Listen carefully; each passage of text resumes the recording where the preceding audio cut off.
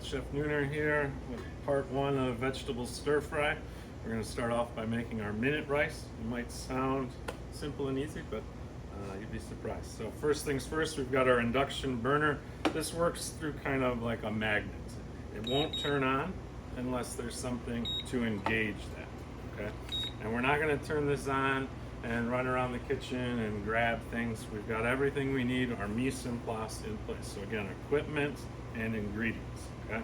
So what I'm gonna do is I'm gonna take 1 cup of water for a recipe. Then we're going to go ahead and turn on our burner. I'm gonna go ahead and crank this all the way up to high since I'm trying to boil, okay? And when I say boil, what we're looking for is rather large bubbles, aggressive bubbles, okay? If you start to see just a few or kind of a little leak, that's kind of a simmer. But we're looking for a real aggressive boil. If you want to make it go faster, you can put a lid on, okay? And then we don't really need to stand here and watch it, right? They say watch pot never boil. So we're going to let that come to a boil. You can see in here, we've got those large bubbles. We've got our 1 cup of minute rice. Again, we're just gonna cook this to the instructions on the package. I just give it a little stir to combine. We're gonna let it return to that boil. Should happen relatively quickly. Again, it's happening right now. At that point, we're going to put a lid on, important part, and turn it off. We're gonna then set a timer for 5 minutes. I'm gonna go ahead and set it off to the side so I know it's not cooked. All right, we're gonna go ahead and process our veggies for the stir fry. I'm gonna go ahead and start by chopping our onion here. And again, what I like to do is just take a few layers at a time, and we're going to kind of rough chop this into a rough julienne. Pile those up, give them a quick turn, and again, chop through this way.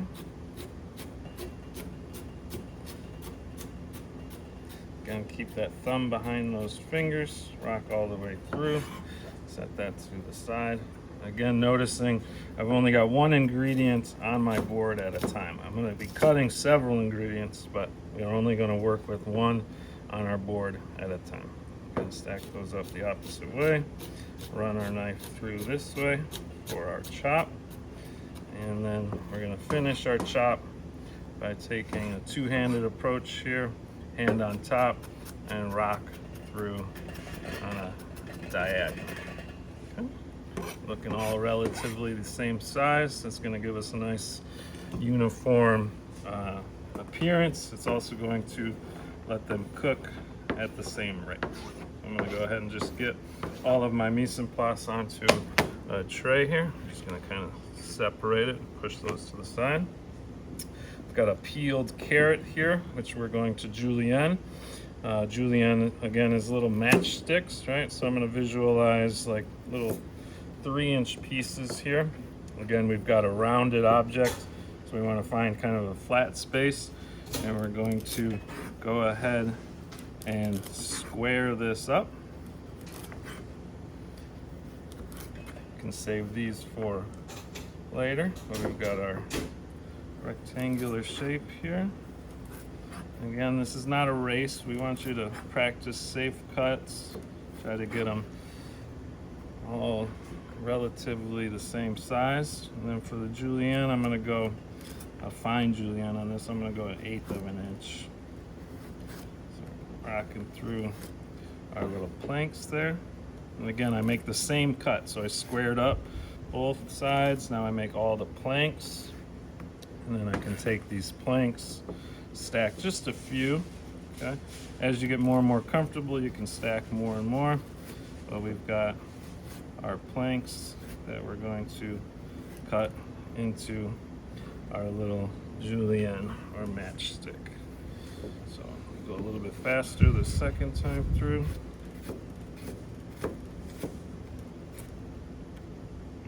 And what I'm doing here as far as size goes, I'm thinking about how long things are gonna take for this stir fry. Stir fry's a relatively quick activity. Carrot's kind of a woodier vegetable, if you will, or sturdier. It takes a little bit longer to cook, so I'm cutting it a little bit smaller than some of our next vegetables here. But you see we got all nice julienne. Clean up my station as I go. Then we go on to our zucchini. I'm gonna go ahead and take the top off. Some people might do this different ways, but what I'm gonna do for our dice, again, is I'm just gonna make some plank shapes this way. Okay? And I'm gonna stack my planks this way to make our matchsticks. And the zucchini is a little softer of a vegetable, so we can go a little bit bigger on these. Okay. If the carrots were 1/8 of an inch, these will be 1/4 of an inch. So we have all of our matchsticks. We can stack those up on top of each other to make our dice.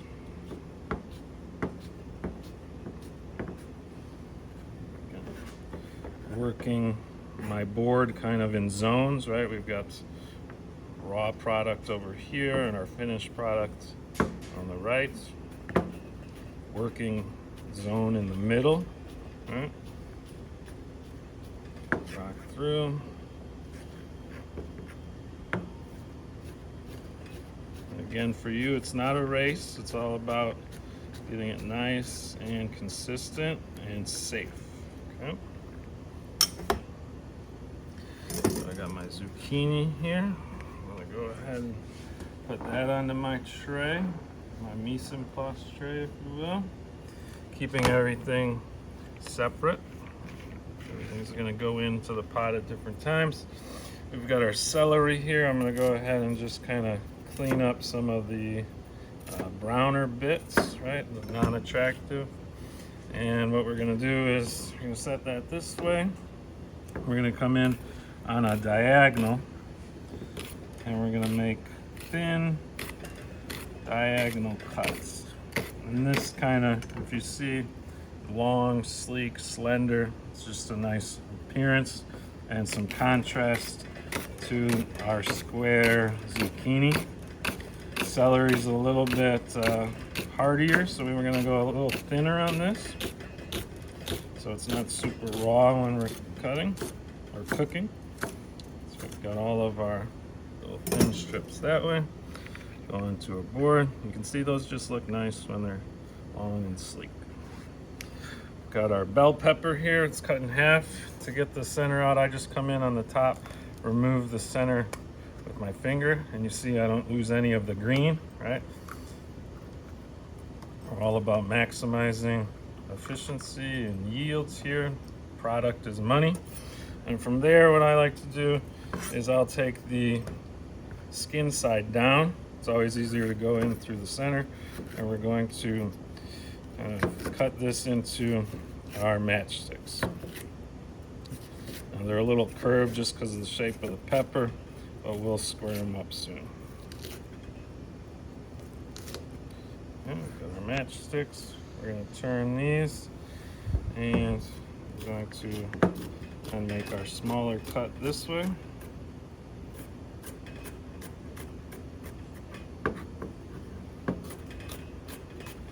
And keeping that thumb behind those fingers, smooth strokes with your knife down and through. Knife stays on the cutting board.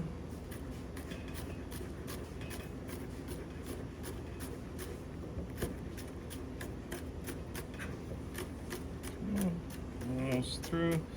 Go ahead and pile those up, even them out a little bit. We'll take our hand on top of the knife and rock through in a semi-circle. From there, onto our tray.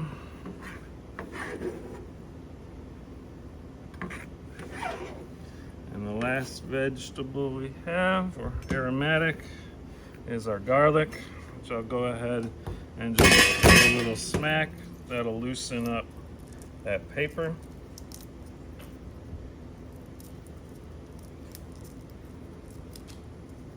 Always looks easier on TV. We'll get there. And again, I've got a little garbage bowl there, right? Keeping my station clean. And what I like to do, again, is just come in, give it a little smack, and then I take my knife, 4 fingers, and I push and I drag through. You can kind of take this and almost stack it up if you want to go in with your chopping, but we want to get this nice and finely minced. Okay. And now we've got our garlic. So you can see we've got our tray with all of our mise en place. We've cleaned our station as we go. We have our cooked rice. It's ready to go. We've got some oil for sauteing. And then we have our sauce mixture, which you previously made with soy sauce, red chili flakes, onion powder, and then cornstarch. The cornstarch is what's giving it that kind of milky appearance, and it's also important because cornstarch is a thickener.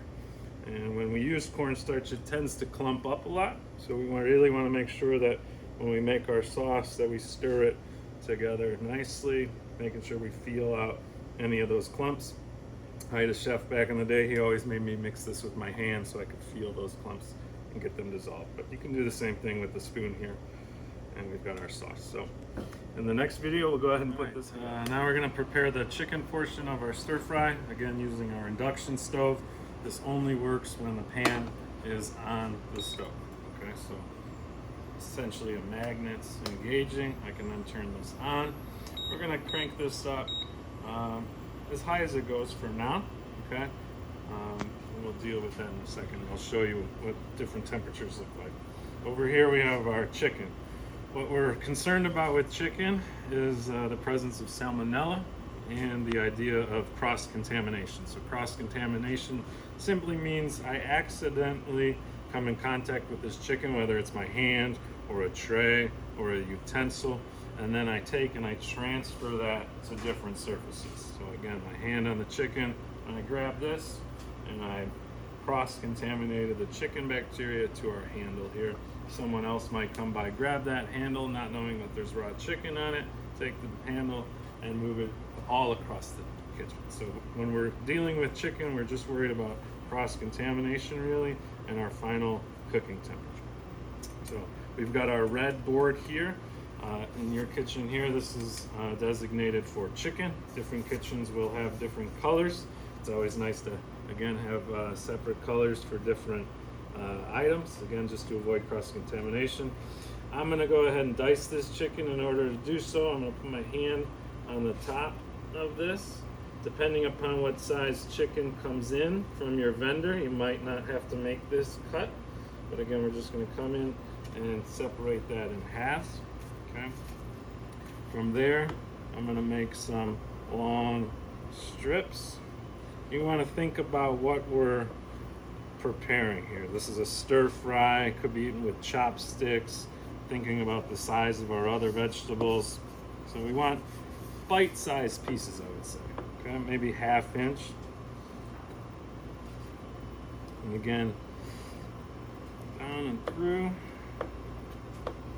So we take our chicken, cut some strips here. We want a nice uniform pieces of chicken so they all cook at the same rate and they are all generally the same size for visual appearance, right?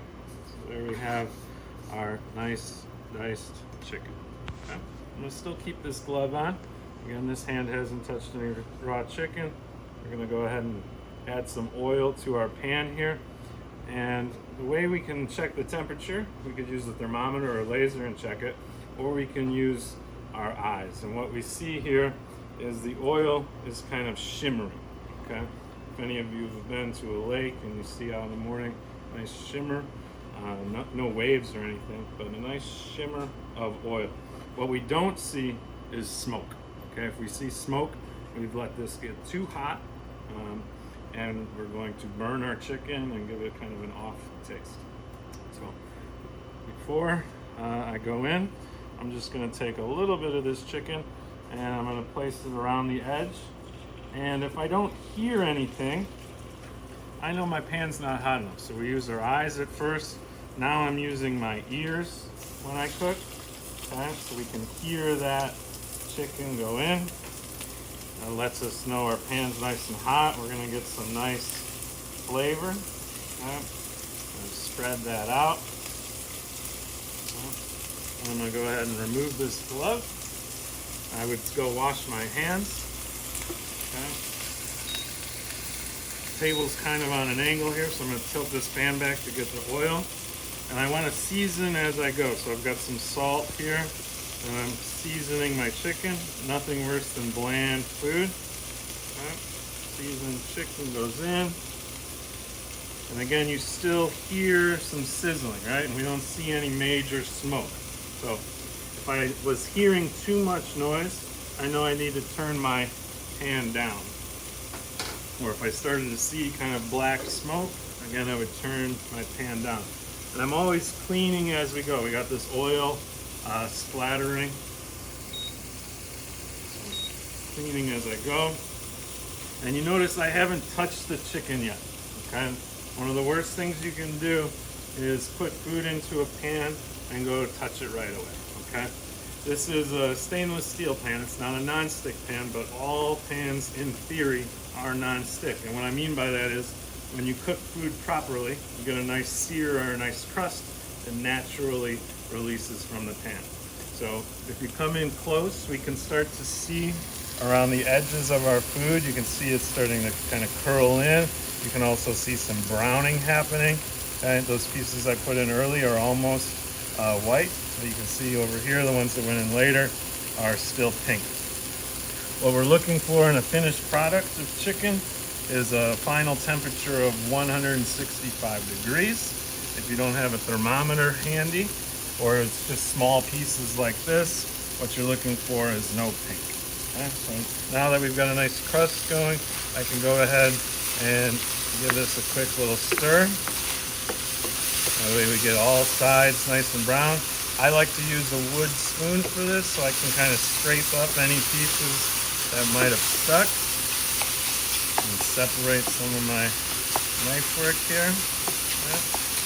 And I would say this is gonna cook like this, really not moving it much or touching it for another 2 to 3 minutes, at which time we'll come back and we'll finish. Here we are about 2 or 3 minutes later. Our chicken's nice and golden brown. Our pan's not burnt or anything. If you want to come in here, you can kind of try to get in there and see that there's no pink in our chicken. So we're done. That was maybe 3 minutes total. And I'm going to remove this chicken onto a separate plate or a container with a little paper towel to absorb extra grease. Grease, oil, it's important when cooking, but it can also kind of bog down your dish, so I like to use a paper towel to absorb that. Into our pan with no burnt bits, right? If we were burnt at this point, we would just stop, clean our pan, and start over with a new pan. But since that's just got nice brown bits or fond in it, we're gonna go straight into there. Got a little bit more oil, just enough to kind of coat the bottom. That's gonna help get our vegetables nice and cooked.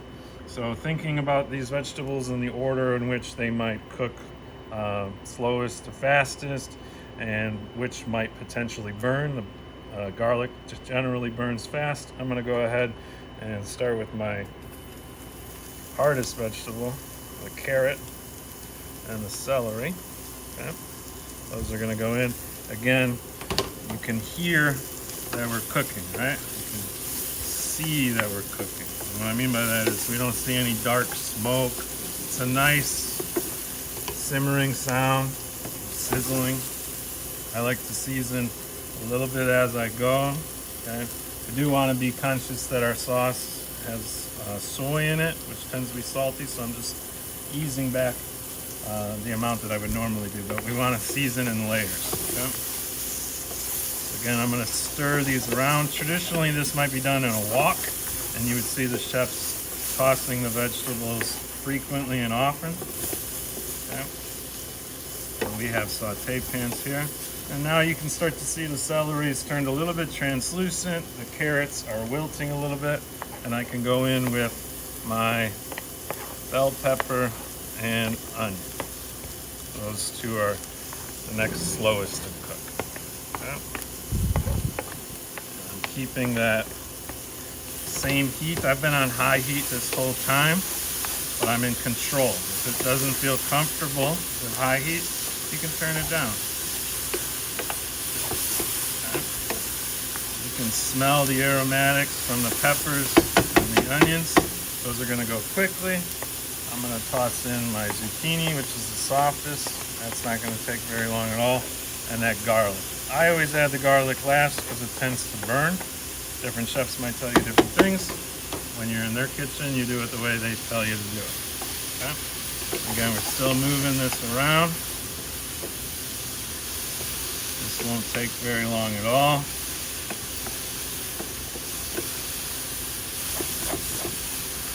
Kind of see some of that moisture from the vegetables is helping release any bit of brown from the bottom. It's good flavor. Okay. At this point, I'm just spreading things out so they're nice, even. We can come in with our rice. Ideally, you want day-old rice. The day-old rice doesn't clump together. You get separate grains that kind of almost dries out. I'm going to come in and really separate that. It's going to give you nice individual grains, nothing clumpy. Day-old rice is going to be the best for that.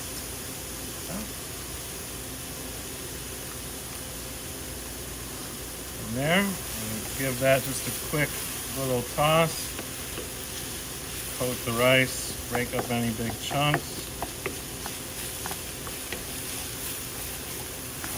We're not burning, breaking up the clumps. We're just warming that through.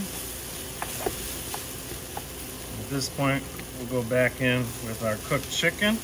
Everything at this point is cooked. We're just incorporating. Okay. And then we have our sauce. Again, we want to just make sure that that cornstarch, our thickener, isn't clumpy. Okay. And we're going to go in and just spread that all around. If you and your partners want it saltier or spicier, you can certainly add more chili flakes or soy. We're always tasting our food as chefs, culinarians, right? Cleaning as I go. You can see that thickened up pretty much instantly, right? I'm going to turn this down or almost off at this point. Doesn't need to cook. Everything was cooked individually. Our sauce is just kind of glazing the rice and the vegetables. If you're at home cooking or you have some fresh cilantro, you could go in here with some herbs, maybe some green onions. But essentially, this is what we have. I might even top it with some everything bagel seasoning, sesame seeds, onions, or even just some green onions.